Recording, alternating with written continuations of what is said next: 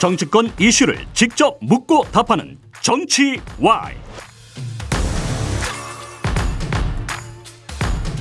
어젯밤 북한의 군사 정찰위성 발사로 정부가 오늘 9.19 합의 일부 조항의 효력을 정지시켰습니다. 남북 간에 맺은 합의를 정부가 먼저 중지를 선언한 건 이번이 처음입니다.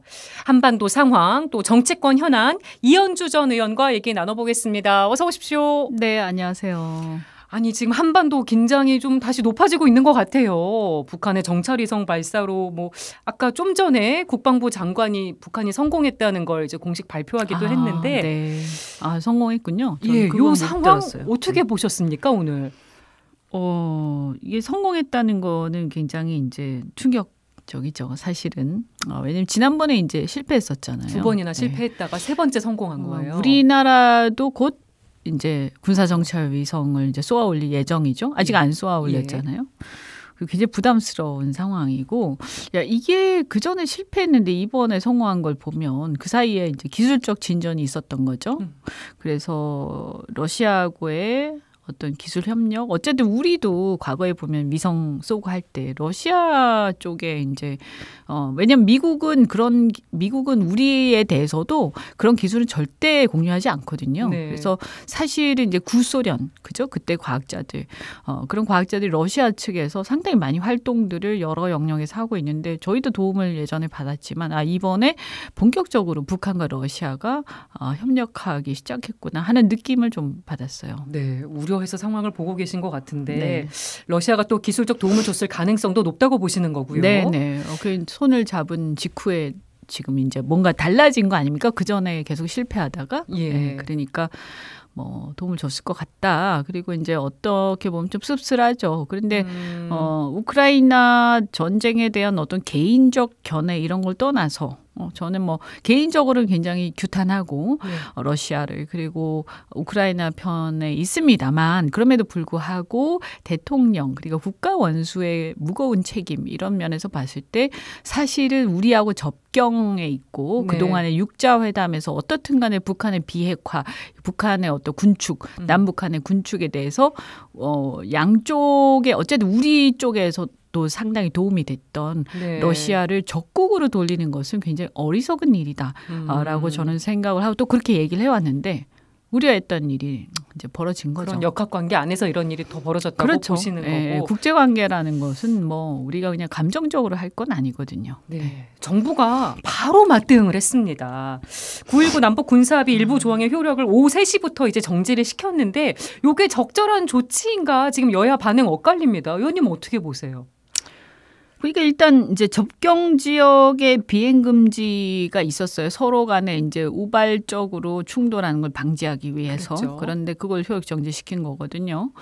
그러면 이제 우리도 그러니까 접경 지역에 정찰기 이런 걸 띄우겠다, 이런 이제 의미 포석이라고 보는데, 그래서 이제 그런 걸 띄우는 게 지금 어차피 우리도 정찰 위성을 성공시켜야 되는 것이지, 지금 이 마당에 정찰기를 띄우는 게 이렇게 의미가 있나 하는 생각도 있고. 그다음에 다만 이제 저는 그 취지는 뭔지 알겠어요. 그런데 조금 신중할 필요가 있다. 왜냐하면 이 남북 군사 합의라는 것은 접경 지역 우발적 충돌을 방지하기 위한 여러 가지 세부적 조치들을 합의한 건데요. 네. 우리가 이렇게 정지를 하면 그럼 북한은 가만히 있겠어요? 근데 북한은 이제 사실은 이 합의를 정말 위반하고 싶은 쪽은 어디겠어요? 이 합의를 깨고 싶은 쪽은 어디겠어요? 우리겠어요? 아니면 북한이겠어요? 북한이지 않겠습니까? 우리는 이 합의가 깨지는 걸 바라지 않죠. 우리는 어쨌든 긴장이 고조되고 그런 걸 바라지 않고, 우발적 충돌이 일어나는 것도 바라지 않고, 우리는 어쨌든 이 상황을 잘 관리하기를 바라지 않습니까? 저는 이 정부가 어떤 쪽인지 잘 모르겠습니다만 대체적으로 한국인들은 그렇겠죠. 그죠? 그러면 여기서 북한이 오히려 이것을 파기하길 바랄 텐데 이게 깨지기를. 그런데 북한 좋은 일을 왜 시키냐, 왜 하냐 우리가 지금. 응? 그래서 악수를 뒀다는 지적이 나오는 것도 아마 그런 영향도 그런 있는 맥락이겠죠. 것 같습니다. 제가 볼 때는 우리가 특히 이거 국정이지 않습니까? 이게 개인 간의 싸움이 아니에요. 이게 감정적으로 응할 게 아니고요. 저는 굉장히 이성적이지 못한 판단이고 매우 감정적인 판단이다. 그래서 앞을 좀 내다보고 과연 그 합의를 깼을 때 우리한테 어떤 이득이 되느냐. 그러니까 철저하게 이 모든 국제관계나 대북관계는 저는 철저하게 계산적으로 움직여야 된다고 생각합니다. 전략적으로 좋게 얘기해서. 그래서 우리한테 무슨 이익이 되냐. 그리고 이것을 깼을 때 우리의 목표는 뭐냐. 어떤 행동을 할 때는 목적이 있어야 되잖아요. 거기 맞는 행동을 해야 되는 거고요. 이 합의를 깨는 것이 이 합의를 효력 정지시키는 것이 우리한테 어떤 목적이 있으며 이 합의를 정지시켰을 때 거기에 따른 그 목적이 달성이 될 것이며 또는 이제 이것에 따른 부작용은 무엇이고 우리한테 얻어지는 우리가 입게 되는 피해에 대한 대책은 무엇이냐 이렇게 하나하나 따져봤을 때 이게 좀 너무 비이성적인 행태 좀 그런 조치를 한 거 아니냐. 그러니까 이게 북한 나쁜 놈이야. 그러니까 우리 북한하고 했던 합의 다 깨자. 좋아. 와 박수. 이렇게 해서 될 일이에요 지금 이게. 그러면 깨고 나서 뭐가 그 뒷일은 어떻게 할 것인지. 우리한테 얻어지는 건 뭐죠? 하나하나 다 따져봤어야 된다는 말씀이세요. 아니 뭐 이게 굉장히 감정적이고 전략적이지 못한 태도죠. 문재인 전 대통령 측에서 문재인 대통령 시절에 이게 맺어졌던 합의니까 법을 어겼다고 법 자체를 없애는 건 하책이다 이런 반응을 내놨고요. 민주당 이재명 대표는 총선을 앞두고 북풍 우려를 제기했습니다. 그래서 정치적 목적으로 안보와 민생을 희생시키는 일은 국민과 역사가 좌시하지 않을 것이라고 했는데 민주당 반응은 어떻게 보실지도 궁금해요. 글쎄 뭐 북풍까지 되는지는 좀 두고 봐야 될 것 같고요. 다만 이제 저는 우려되는 게 이런 거죠. 이 합의는 결과적으로는 남북 간의 충돌을 방지하기 위한 이 합의는 우리가 더 원하는 거죠. 근데 우리가 생각했던 거는 그 당시에도 그렇고 도대체 북한이 이것을 제대로 지킬 것이냐 하는 거였어요. 그런데 지금 우리가 지금 효력 정지를 해버리니까 북한이 이것을 그러면 파기할 가능성이 있다.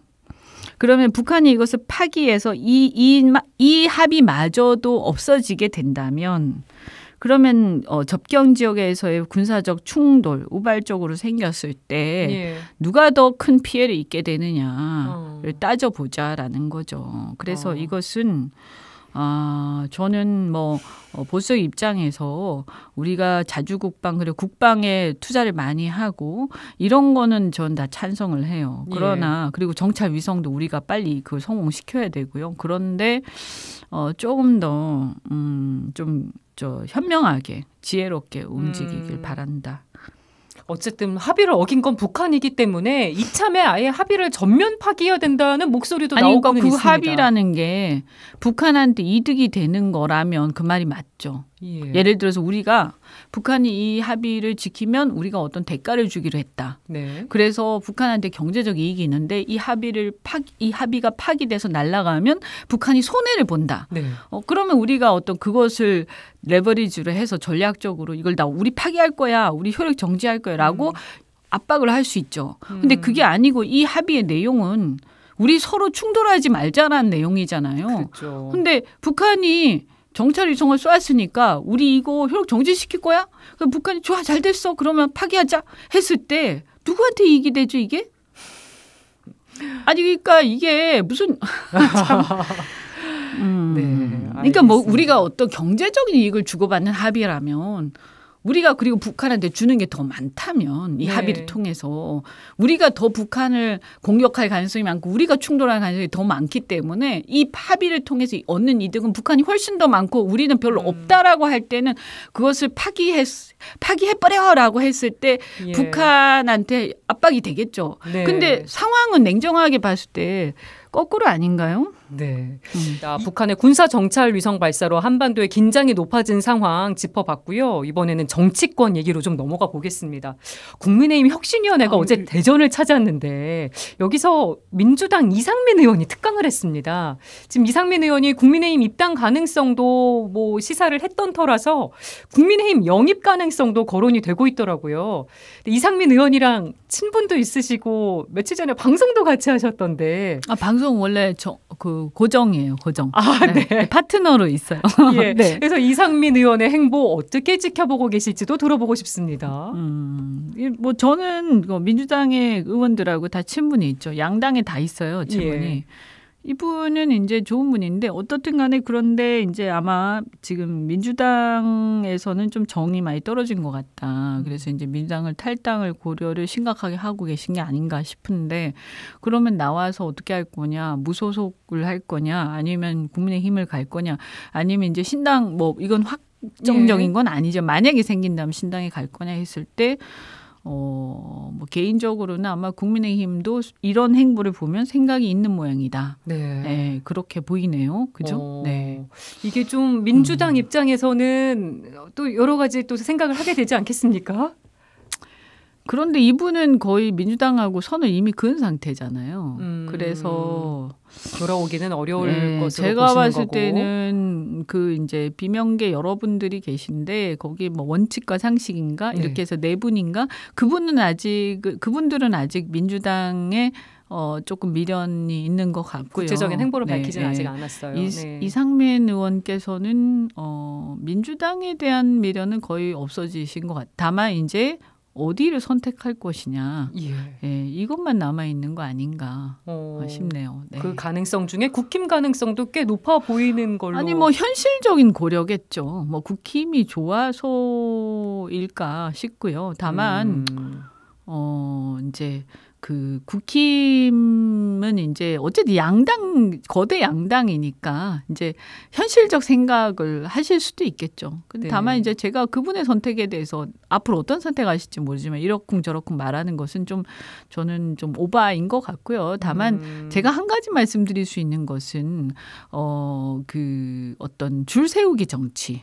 이제 민주당에서도 그런 걸 굉장히 많이 비판하셨잖아요, 이분이. 그렇다면 사실 줄 세우기 정치는 제가 보면 민주당보다 현재는 적어도 국민의힘이 훨씬 심하거든요. 그 줄 세우기는 당대표에 대한 줄 세우기가 아니라 대통령에 대한 줄 세우기죠. 그래서 아무리 여당이지만 이미 그 국회에서의 어떤 견제 기능을 상실한 상태이기 때문에 이분이 이제 어쨌든 상당히 그 말씀하신 거에 비춰 봤을 때 그 줄 세우기 정치를 국민의힘에 가서 이 중단한 그러니까 국민의힘에 간다고 해결되진 않을 것이다. 네, 국민의힘도 줄 세우기가 더 심했지 아닌지는 않다고 대통령이니까 거고요. 훨씬 심하죠. 일단 현실적 힘이 훨씬 세고요. 그 대통령이 당 대표를 만드는 좌지우지하는 상황이니까 민주당하고는 또 좀 차원이 다르죠. 거기는 당 대표의 줄 세우기인 거고 여기는 대통령의 줄 세우기니까 완전히 차원이 다른 거죠. 그리고 요즘 정치권에서 핫한 인물 한동훈 법무부 장관도 어제 대전을 방문했습니다. 요즘 지역을 부쩍 자주 가고 있는데 뭐 정계 입무는 뭐 거의 기정사실화되는 분위기입니다. 그러니까 일각에서는 사전 선거운동 아니냐는 얘기도 나오거든요. 한 장관의 발언과 행보는 어떻게 보고 계신가요? 뭐 사전 선거운동 이게 법률적인 그런 걸 떠나서 대선 행보죠 뭐. 대선 행보라고 보세요? 네, 그렇게 보죠. 왜냐하면 어떤 특정 지역에 자기가 출마하기 때문에 거길 가는 게 아니고 또 아직까지 법무부 장관이시잖아요. 그런데 누가 보더라도 법무부 장관으로 있는데 선거운동을 방불케 하는 그런 발언과 행보를 벌이고 있잖아요. 그렇다면 이건 뭐지? 이거는 거의 대선 행보, 그러니까 차기를 염두에 둔 미래 권력을 염두에 둔 그런 행보. 라고 봐야겠죠.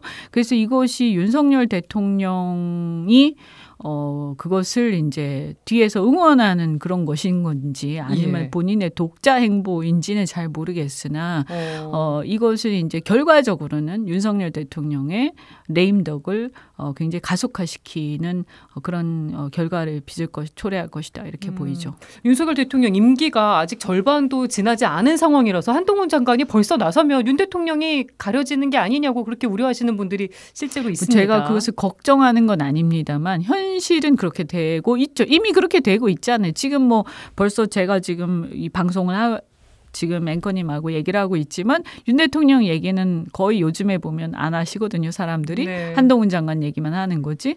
그래서 어떤 면에서 보면 전략적으로 윤 대통령이 워낙 인기가 없으시니까 한동훈 장관을 내세워서 네. 이제 미래 권력으로 가고자 하는 게 아닌가라고 하지만 뭐 어차피 그 대선이라는 건 3년이나 남은 것이고요. 네. 그때 가서 어떻게 될지 그래서 아무도 모르는 것인데 지금 봤을 때는 어쨌든 아바타, 윤 대통령의 아바타와 같은 이미지를 갖고 있기 때문에 결국은 이분은 윤 대통령 레임덕과 함께 본인도 이것을 극복하기는 어려울 것이다. 만약에 극복하려면 윤 대통령은 맞서야 되는데 예. 그게 가능하겠냐. 왜냐하면 같은 검찰에서 밑에 있었는데 네. 그런 거고요. 저는 이제 어쨌든 간에 윤 대통령 입장에서는 상당히 씁쓸하겠죠. 본인의 레임덕을 가속화시키는 상황을 지켜봐야 되는 거니까요. 근데 이런 걸 떠나서 이제 저는 뭐 이런저런 뭐 이분의 개인적인 역량 이런 건 전 잘 모르겠고요. 전 이분 네. 잘 모릅니다. 다음에 이제 저하고 비슷한 연배인데 네. 제가 볼 때 이제 이분의 개인적인 이런 걸 떠나서 저는 정치를 볼 때 구조적인 걸 많이 보거든요. 그리고 시대의 흐름 그 속에서 각각이 어떤 역할을 하는 것이냐. 그럼 나는 어느 쪽에 힘을 좀 더 실어주는 것이 시대 흐름에 맞을 거냐. 이걸 네. 항상 보는데 저는 앞으로 대한민국의 시대의 흐름은 시민민주주의의 시대로 가야 한다. 그렇게 봅니다. 그래서 87년 이후에 보수 정치 그런 게 막 있었다가 또 86 운동권들이 중심이 되는 운동권 네. 중심의 어떤 집단주의적 정치.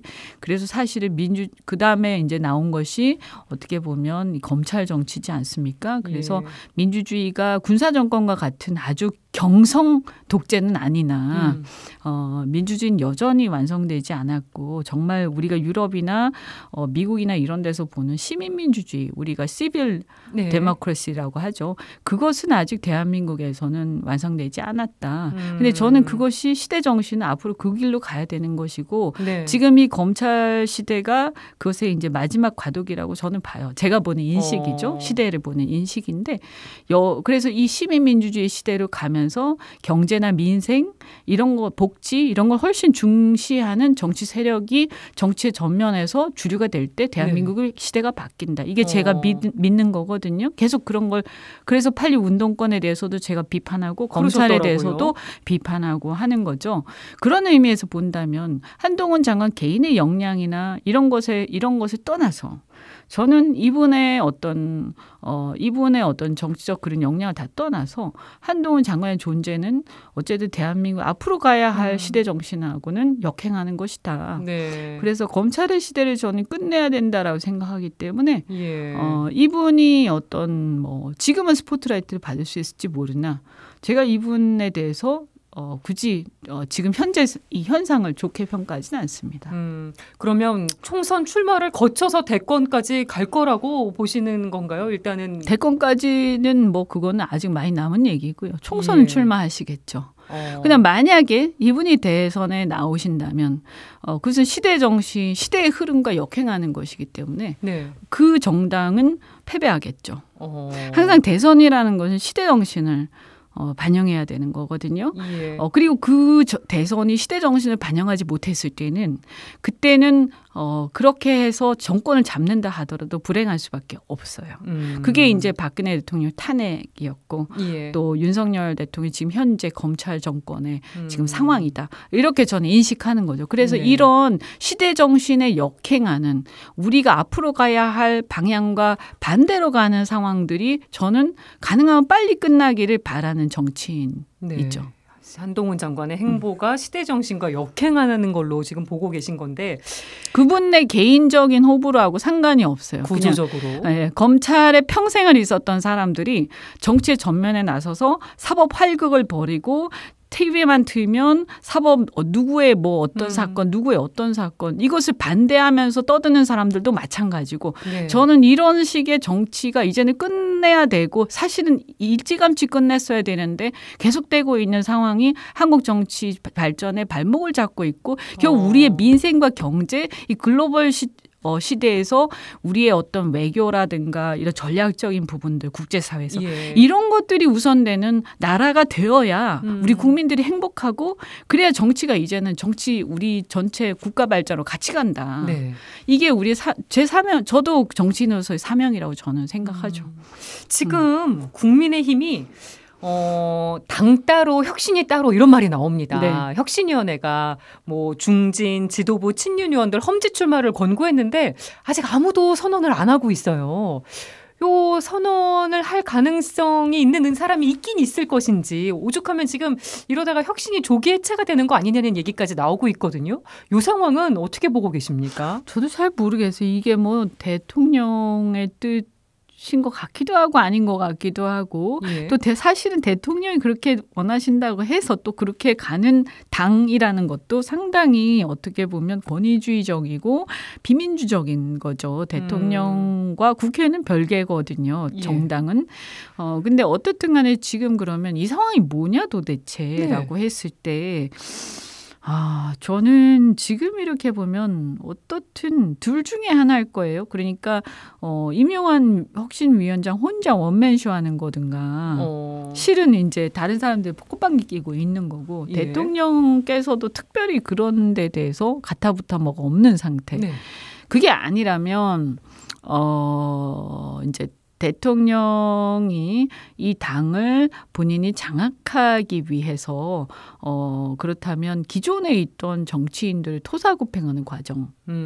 그러나 이제 미리 이제 어떤 사전 포석을 지금 깔고 있는 과정이고 임요한 위원장의 어떤 존재감에 의해서 기존의 지도부는 이제 사실상 지금 이렇게 페이드아웃 되고 있는 상황이고요. 그래서 비대위가 오는 것을 굉장히 연착륙하는 것을 도와주는 역할이 바로 임요한 위원장의 역할인 것 같다.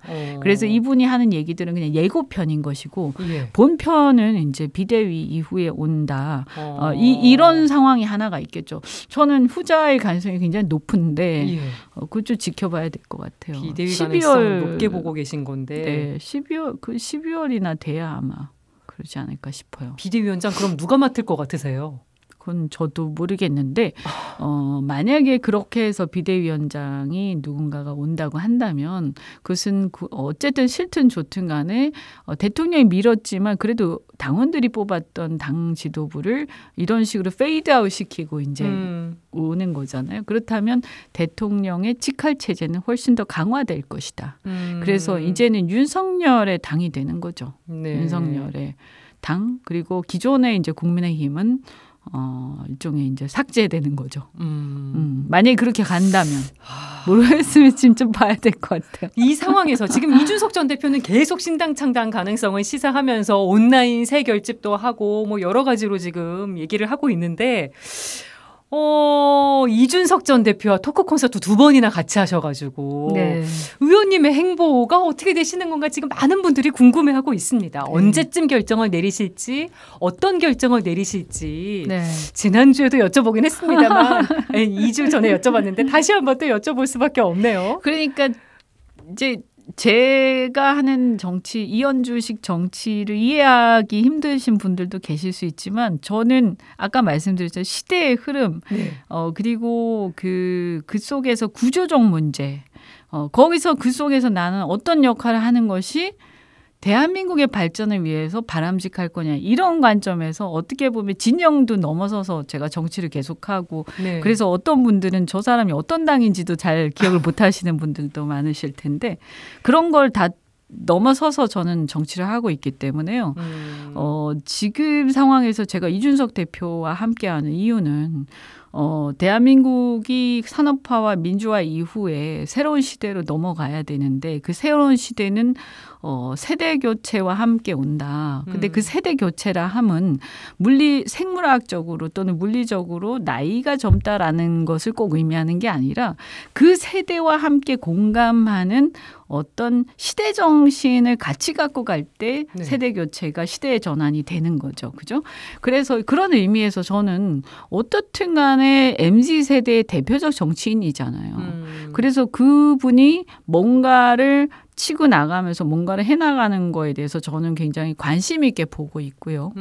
그리고 그것이 물론 그분 개인에 대한 호불호는 있어요. 저도 뭐 다 좋다는 건 하지만 그럼에도 불구하고 그러한 어떤 그런 어떤 과정들이 대한민국 정치 발전과 세대 교체의 흐름에 저는 동력을 부여하고 있다라고 생각을 합니다. 그래서 바람직하다.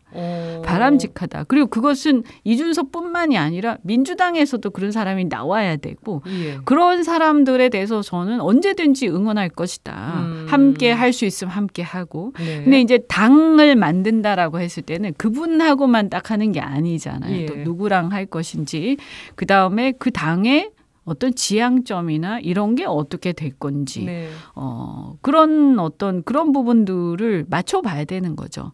일단 저는 아까 말씀드린 것처럼 그 국회 또는 입법부의 이제 총선이니까 국회의 민주적 통제, 권력기관에 대한 민주적 통제에 대해서 사실은 민주당보다 훨씬 더 강력한 소신을 갖고 있거든요. 그래서 그때 민주당이 집권할 때 오히려 제가 그 진정성에 대해서 비판하기도 했었으니까 그런 점에서 이제 그러면 그런 여러 가지가 있잖아요. 이런 것들에 대해서 우리가 서로 생각이 같을까? 아니면 만약에 다르다면 느슨한 어떤 연합이 가능할까? 이런 여러 가지가 있을 겁니다. 그래서 당 문제는 얘기는 가끔씩 하지만 좀 더 많은 대화가 필요하고 어떻든 저는 제가 국민의힘의 변화 또 민주당의 변화, 그죠? 그래서 국민의힘은 권위적인 태도를 버리고 이기적인 태도를 버리고 좀 더 이렇게 공동체를 위한 정당이 되길 바라고 민주당은 좀 더 이렇게 경제나 대북간에서 좀 더 현실적인, 그죠? 좀 더 이상이 아니라 좀 더 현실적인 정당이 되길 바라고 그래서 답이 다 있다는 걸 알기 때문에 그들이 아니라면 그러면 그런 것을 그 답을 추구하는 3당이 나오길 바라고 그런 걸 바라면서 지켜보고 있는 거죠. 거기서 제가 만약에 할 역할이 있다면 해야 되겠죠. 크리스마스 전에 결정이 가능하실지 이현주식 정치의 행보 어떻게 저희가 예측하면 되겠습니까? 그때쯤 되면 뭐 좀 판가름이 나지 않을까요? 저도 잘 모르겠는데 뭐 또 안 해도 된다 저는 이렇게 생각하기 때문에 그런 것도 선택지에 있으세요? 그렇죠. 예를 들어서 완전히 뭐 두 당이 완전히 막 난리가 나고 뭐 완전 엉망 그대로 그러니까 제가 아까 얘기한 그 방향과 완전 반대 방향으로 가고 있고 그런데 3당은 제대로 잘 안 되고 그죠? 그렇다고 그 3당이 제가 생각하는 이 어떤 정당 우리 국민들 다수가 바라는 어떤 상식적인 방향이 아니다. 예를 들어서 아니면 이게 선거법의 여러 가지 현실적 문제 때문에 창당이 되기가 어렵다. 그러면 이제 무소속이라도 나갈 거야 아니면 안 나갈 거야 고민해야 되지 않겠어요? 모든 가능성 정말 다 열어놓고 계신 거네요. 네, 그냥 전 편하게 보고 있습니다. 좀 결정이 되시면 저희가 국민 면접 프로젝트에 모시려고 보고 있는데 그러면 불러주시고요. 어떻든 저는 제가 이렇게 어떤 상황에서 그러니까 살아있는 권력이 횡포를 부리는데 내가 그것을 견제할 수 있는 역할 그리고 정치가 발전하는데 조금이라도 도움이 되는 역할을 하고 싶다. 그게 제가 정치에 역량이 있다면 그런 기여를 하고 싶지 뭐 제가 이것저것 다 해봤는데 그죠?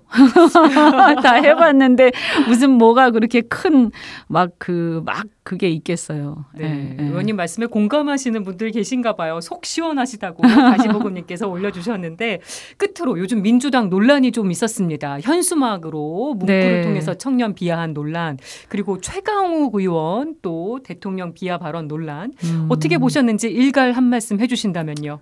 그러니까 그 현수막도 왜 그러는지 모르겠어요. 그러니까 지금 민주당은요. 제가 자꾸 왜냐하면 국민의힘이 지금 집권당이니까 국민의힘을 주로 비판을 하죠. 왜냐하면 살아있는 권력이 있으면 그게 지금 국민들한테 관심사니까. 민주당은 권력이 없는 야당이라서 제가 비판을 많이 안 합니다만 그렇다고 민주당이 잘한다는 얘기 절대 아니거든요. 근데 지금 보면 민주당은 완전히 헛다리를 짚고 있다. 응? 그 그런 식의 어떤 말 가지고 막 이렇게 똑같아요. 아까 제가 군사합의 얘기했지만 네. 감정적으로 상대를 막 이렇게 욕한다고 해서 시원할지는 모르나 그게 어떠한 변화를 가지고 오고 국민들한테 어떤 메시지를 주는 것이냐. 그러면 결국에는 뭐냐? 민주당이 해야 될 거는요. 민주당도 혁신해야 돼. 왜? 국민의힘은 혁신이 방향이 좀 안 맞는 것 같긴 한데 예. 혁신이 띄우고 뭔가 하려고 노력을 하는 것 같은데 그러면 전 이 방향은 틀렸다고 생각해요. 그렇지만 네. 민주당은 왜 아무것도 안 하냐. 그럼 아무것도 안 하면 이긴다고 생각하고 있는 거냐.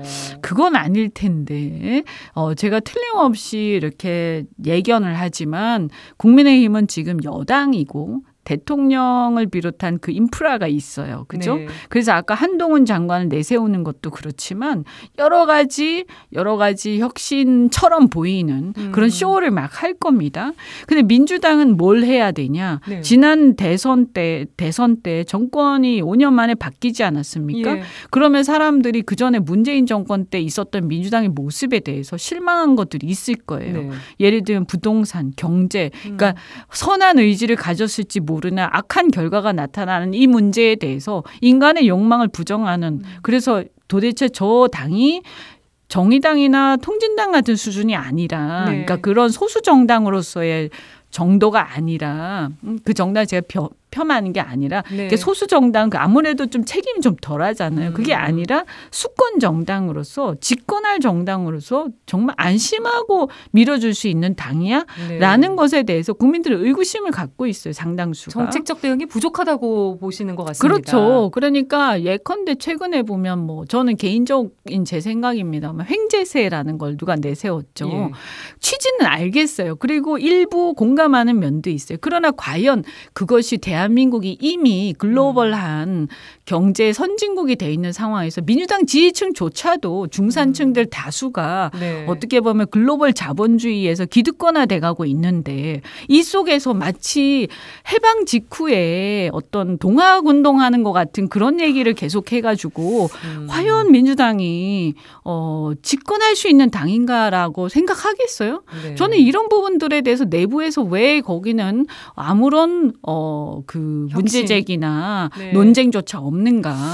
저도 그런 점에서 굉장히 많이 과거에 민주당하고 내부에 있을 때 막 다퉜지만 지금 보면 국민의힘이 너무나 잘못하고 대통령에 대해서 많은 국민들이 실망하고 있는데도 민주당에다가 고개를 돌려보면 정말 한심하니까 아니 좋은 얘기는 많이 하지만 이것이 과연 실제로 우리 현실 속에서 내 삶에 도움이 될 거냐라고 했을 때 네. 의문이란 말이에요. 그러면 참 그러니까 3당을 모색할 수밖에 없는데 또 그 3당은 나오려고 하니까 양당에서 선거법 개정을 막 이상하게 해가지고 못하게 하는 거예요. 기득권을 누리려고. 그럼 자기들이 잘하든지. 참 우리 정치권 상황은 다시 봐도 답답하죠. 그럼 뭐 어떻게 해야 되냐. 국민들이 이제 어디다가 희망을 걸어야 되는 거예요. 저는 그렇구나. 야당이라도 그럼 좀 잘해봐라 좀. 응? 좀 이렇게 믿을만하게 해봐라. 그냥 구호만 외치지 말고. 예. 답답합니다. 정말. 민주당에도 세게 일가를 해주셨습니다. 네. 정치와의 이현주 전 의원과 여기까지 하겠습니다. 고맙습니다. 네, 고맙습니다.